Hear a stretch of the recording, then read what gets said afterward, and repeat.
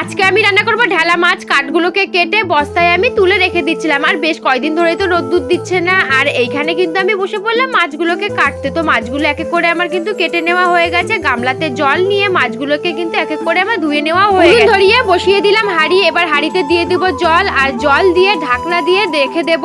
আর এদিকে বসে পড়লাম আমি সবজি কাটতে। আজকে আমি রান্না করব কলা দিয়ে আলু দিয়ে একটা তরকারি আর ঢেলা মাছ। তো এদিকে আমি কলাগুলোকে ছুলে এক এক করে সব কেটে নিচ্ছিলাম। তো কলাগুলো কিন্তু আমার সব কেটে নেওয়া হয়ে গেছে। আলুটাকে ছুলে কেটে কলার মধ্যে দিয়ে দিলাম, আর কলা আলুটাকে ধুয়ে বাটির মধ্যে তুলে আমি রেখে দেবো। এবার আমি কেটে নেব বেগুন। আর ঢেলা মাছে বেগুন দিয়ে রান্না করলে কিন্তু বেশ সুন্দর লাগে খেতে। তো বেগুন কেটে নিয়ে এবার মাছের আলুটাকেও কিন্তু আমি কেটে নিচ্ছি। মাছের মশলার জন্য আদা ছুলে আদাটাকে কুচি কুচি করে আমি কেটে বাটিতে রেখে দিলাম, আর রসুনগুলো কিন্তু এক এক করে আমি সব ছাড়িয়ে নিচ্ছি। আর এখানে কিন্তু আমার সব সবজিগুলো কেটে নেওয়া হয়ে গেছে। আর এদিকে ভাতও হয়ে গেছে। উনুন থেকে ভাত নামিয়ে কড়াইতে তেল দিয়ে পাঁচফোড়ন দিয়ে কলাটাকে তেলের মধ্যে দিয়ে নেড়ে চেড়ে আমি ভেজে নিয়েছিলাম। কলাটা কিন্তু এদিকে ভেজে নেওয়া হয়ে গেছে। মশলা দিয়ে হলুদ দিয়ে আমি মশলাটাকে কষিয়ে নেবো। তো এদিকে আমার মশলাটা কষানো হয়ে গেছে। এবার লাস্টে দিয়ে দিব সর্ষে দিয়ে নেড়ে চেড়ে এবার দিয়ে দেব জল, আর জল দিয়ে কিছুক্ষণ রেখে দেব। জল দিয়ে কিছুক্ষণ রেখে দিয়েছিলাম। আর এদিকে কিন্তু কলা তরকারিটা হয়ে গেছে। কলা তরকারিটাকে বাটিতে নামিয়ে রেখে কড়াইতে তেল মাছগুলো তেলের মধ্যে এক এক করে দিয়ে দিয়েছিলাম, আর কিছুক্ষণ রেখে দিয়েছিলাম। মাছের কিন্তু এক পাশটা ভাজা হয়ে গেছে,